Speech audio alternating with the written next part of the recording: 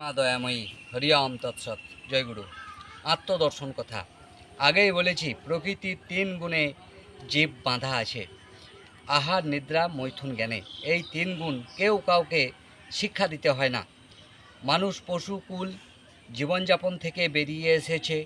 তিন গুণ কিন্তু এখনও মানুষ নামক প্রাণীর ইতর কুলের মতন ধরে আছে। এই তিন গুণের সাধনা করার জন্য আমাদের মানব চেতনা একত্রিত হয়েছে। তাই মানুষ করতে পারে আত্মদর্শন। এই তিন গুণ আমাদের স্বভাবকে বড় রূপে রূপদান করতে চায় মনের অন্ধকারময় জ্ঞানে। ইহা বাবা প্রকৃতির গুণধর্ম, আমাদের অবচেতন মনের দশা। অবচেতন মনে ঈশ্বর মন মানুষ নিজেকে করতে হয়।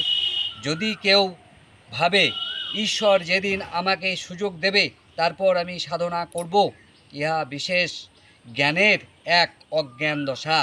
ইহা ভেবে যদি মানুষ কুল পরে করব মনে করে পড়েই থাকবে। আর্য সমাজ এই জ্ঞানে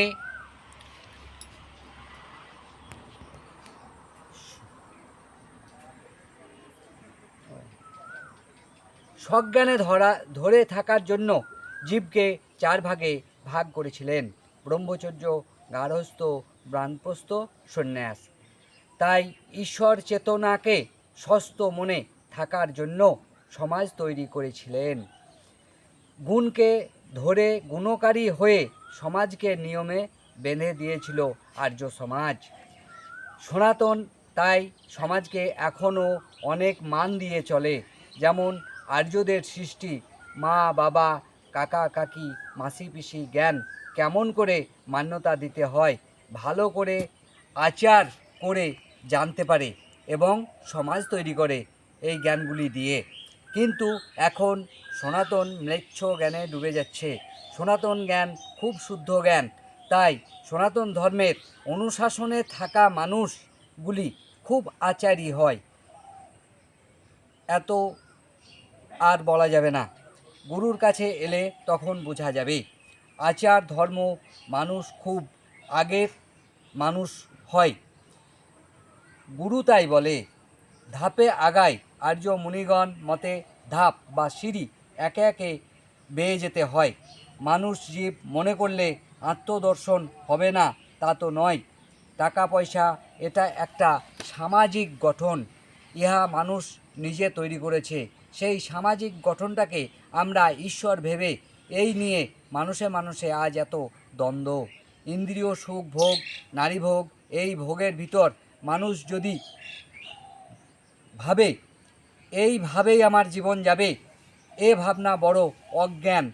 মানুষ মস্তিষ্কের ভুল ভাবনা। এই ভাবনা ক্ষর জ্ঞান, মানে ক্ষয়িষ্ণু জ্ঞান যাকে বলে, অস্থায়ী জ্ঞান। তাই মানুষকুল তোমরা ক্ষর ও অক্ষর জ্ঞান নিয়ে ভাবো আর ঈশ্বরমুখী হও, আত্মদর্শন করো। গুরু জগতে এসেছে, তোমরা ভাবো। আত্মদর্শন কোনো মানুষ করে তখন তার ভ্রম জ্ঞান থেকে মুক্ত হয়। ইন্দ্রিয় সুখ, সংসার, আরাম, এ থেকে আরও একটা জগৎ আছে যাকে বলা হয় আত্মসুখ ভোগ করা, সম্পূর্ণ আলাদা জগৎ। সেটা তখন বোঝা যায়। এক কথায় নিজের জীবাত্মা যখন শরীর মধ্যে ধরা পড়ে বা দর্শন হয় তখন সব কিছু বোঝা যায়। অতীন্দ্রিয় আশ্রম, উবলাই, মানুষগুরু সহদেব, মা অনুরাগী বৈরাগী। ফোন 95 64 13 15 33।